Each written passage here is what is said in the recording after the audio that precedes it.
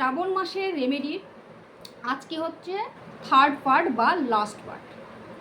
যারা প্রচণ্ড রকমভাবে শত্রু সমস্যা ফেস করছেন, যাদের হয়তো কর্মের জায়গায় কিংবা বাড়িতে প্রচুর গোপন শত্রু বৃদ্ধি পেয়ে গেছে বা প্রচুর শত্রু সমস্যা ফেস করছেন, আজকের রেমেডি তাদের জন্য।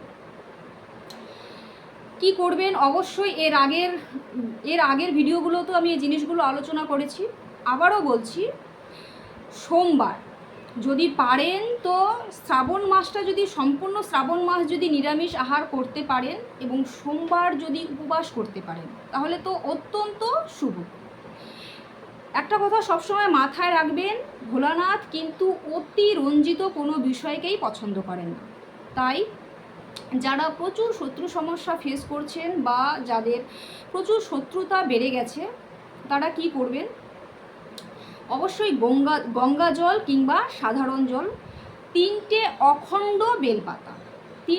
অখণ্ড বেলপাতা, কাঁচা দুধ, আকন্দ বা ধুতুরা ফুল, সাদা চন্দন ও ধূপ, এই জিনিসগুলো ভোলানাথকে অর্পণ করবেন।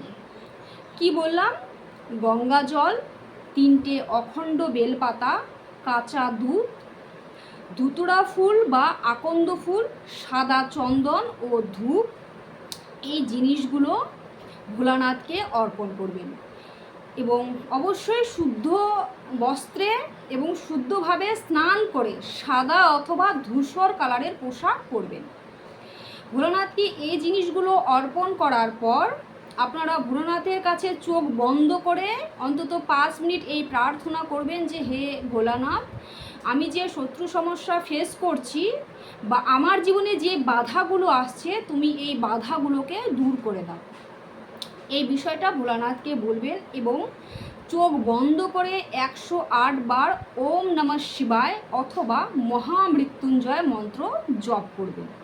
মহামৃত্যুঞ্জয় মন্ত্র কিন্তু 108 বারই জপ করবেন। এবার যারা মহামৃত্যুঞ্জয় মন্ত্র জপ করতে পারছেন না, তারা কিন্তু ওম নমঃ শিবায় এই মন্ত্রটি জপ করবেন। সকলে খুব ভালো থাকুন, সুস্থ থাকুন।